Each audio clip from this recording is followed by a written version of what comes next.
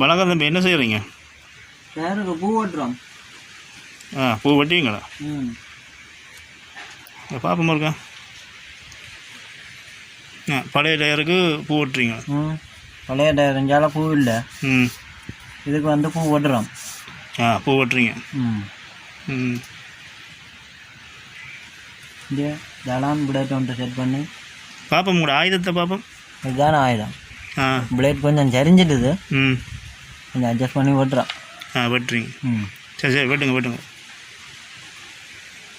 பழைய டயர்களுக்கு இப்படி பூ வெட்டலாமே? பூ நம்ம வெட்டி தருவோம். வெட்டி தருவீங்க. ரேட்டுகள் என்ன மாதிரி எடுக்கிறீங்க? ஒரு டயருக்கு 500 ரூபா. ஒரு டயர் பழைய டயர் ஒன்றுக்கு பூ வெட்டுறதுக்கு 500 ரூபா. டயர் வெட்டால் 500 ரூபா. பரவாயில்ல, புதுசு மைய வேறு தானே. மாதிரி இருக்கு பாருங்க.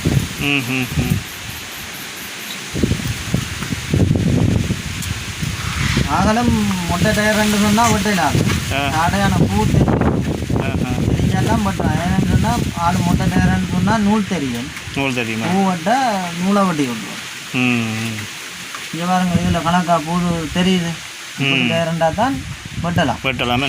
ஆக தெரிஞ்சால் வெட்டலாம். நூல் தெரியும்.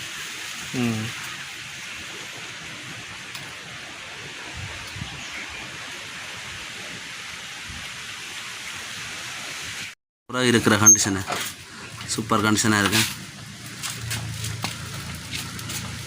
புது டயர் மாதிரியே வெட்டிக்காங்களே. காண